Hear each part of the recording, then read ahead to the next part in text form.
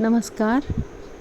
बाबा गंगादास राजकीय महिला महाविद्यालय की बीए पाठ द्वितीय में हिंदी साहित्य के प्रथम प्रश्न पत्र में संकलित केशव दास की रामचंद्रिका से लिया गया पंचवटी का शोभा का वर्णन यहाँ प्रस्तुत है। फल फूलनि पूरे तरुवर रूरे कोकिल कुल कलरव बोले अतिमत्त मयूरी पिय रस पूरी वन वन प्रति नाचती डोले। कि यहाँ पंचवटी की शोभा बहुत ही अधिक सुंदर है। यहाँ के वृक्ष बहुत अधिक सुंदर और पुष्ट हैं। सब वृक्षों पर फल और फूल पूरी तरह से खिले हुए हैं। पंचवटी में चारों तरफ कोयल का समूह है, बहुत ही मधुर वाणी में बोल रहा है। अपने प्रिय के प्रेम से पूरी तरह से भरी हुई मदमस्त मयूरी वन वन में नाचती घूम रही है। यानी पंचवटी की शोभा से सारी प्राणी, वृक्ष और मनुष्य सभी बहुत अधिक प्रसन्न हैं और उनकी मानसिक चेतना भी बहुत बढ़ गई है। यहाँ के पशु पक्षी भी बहुत अधिक ज्ञानी हैं, क्योंकि यहाँ मैना और तोता जो बहुत अधिक ज्ञान से परिपूर्ण हैं, गुणों से भरे हुए हैं, वो बहुत भावपूर्ण शब्दों में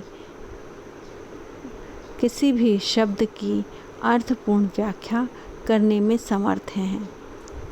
इस पंचवटी में राम, सीता और लक्ष्मण इस प्रकार सुशोभित हो रहे हैं मानो कामदेव अपनी पत्नी रति के साथ और बसंत के साथ सुशोभित हो रहे हों। जिस प्रकार बसंत और रति के साथ कामदेव बहुत शोभा को प्राप्त होते हैं, उसी प्रकार राम अपनी पत्नी और लक्ष्मण के साथ बहुत ही अधिक सुशोभित हो रहे हैं। अनुप्रास अलंकार का वर्णन हुआ है। सब जाति फटी दुख की दुपटी कपटी न रहे जह एक घटी। निघटी रुचि मीच घटी हूँ घटी जग जीव यतीन की छूटी तटी।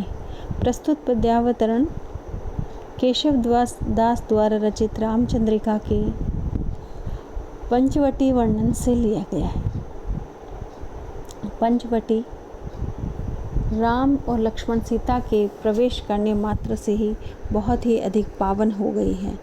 यहाँ रहने वाले इंसान, पशु पक्षी सब बहुत अधिक सहज और प्रसन्नता के साथ रहते हैं और उनकी मोक्ष जैसी इच्छा भी समाप्त हो गई है।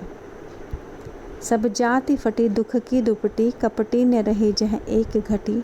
निघटी रुचि मीच घटी हूँ घटी जग जीव यतीन की छूट तटी। यहाँ पंचवटी में सभी इंसान, पशु पक्षी जो भी यहाँ निवास करता है, सब के सब बहुत ही प्रसन्न रहते हैं और जीवन में आने वाले समस्त दुख सबके दूर हो जाते हैं। कवि ने यहाँ दुख की दुपटी, दुख की चादर, दुख को पुरानी चादर जैसा बताया है। जिस प्रकार पुरानी चादर घिस करके फट कर समाप्त हो जाती है, उसी तरह इस पंचवटी में भी सभी प्रकार के दुख समाप्त हो जाते हैं। इस पंचवटी में कपटी मनुष्य एक पल के लिए भी नहीं रह सकते, क्योंकि यहाँ इतना पवित्र वातावरण है कि बुरे लोगों को यहाँ रहना अच्छा ही नहीं लगता, क्योंकि उनका यहाँ जैसे परिवेश में मन नहीं लग पाता है। यहाँ रहने वाले सभी लोगों की मृत्यु के प्रति इच्छा समाप्त होती जा रही है, अर्थात यहाँ कोई भी मोक्ष नहीं चाहता है। जीवन जीवन और जीवन सब जीवित रहने ही चाहते हैं। मोक्ष की इच्छाएं भी सबकी समाप्त होती जा रही हैं।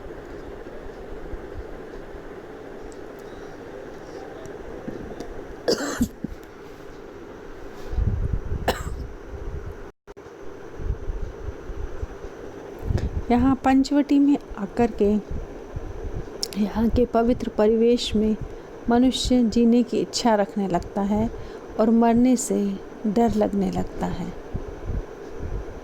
यहाँ तक कि तपस्वियों और यतियों की समाधि भी यहाँ आने के बाद छूट जाती है।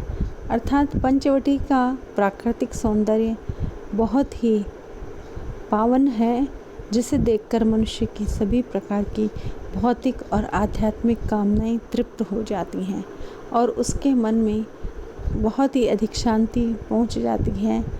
और वह लक्ष्मण जी कहते हैं कि जैसे ही कोई व्यक्ति अघ ओघ की बेरी कटी विकटी निकटी प्रकटी गुरु ज्ञान गटी, जो भी पंचवटी में प्रवेश करता है उसके पापों का कितना ही बड़ा समूह क्यों ना हो, उसके सारे के सारे पाप समाप्त हो जाते हैं, कट कर के ख़त्म हो जाते हैं और गुरु का ज्ञान हर महाज्ञान ज्ञानी की तरफ स्वयं ही आकृष्ट होकर के प्रकट होने लगता है।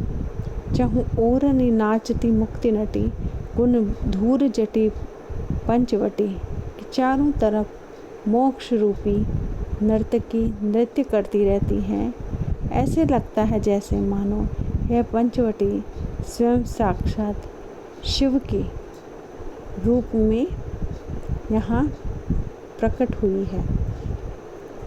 मतलब कहने का तात्पर्य ये है कि पंचवटी में आने पर व्यक्ति सभी प्रकार के पाप के बंधनों से दूर हो जाता है और उसमें ज्ञान का प्रकाश उत्पन्न हो जाता है। इस तरह वह इस पंचवटी के प्राकृतिक सौंदर्य में मुक्ति की इच्छा भी नहीं रहती और जीवन जीने की इच्छा बचने लगती है।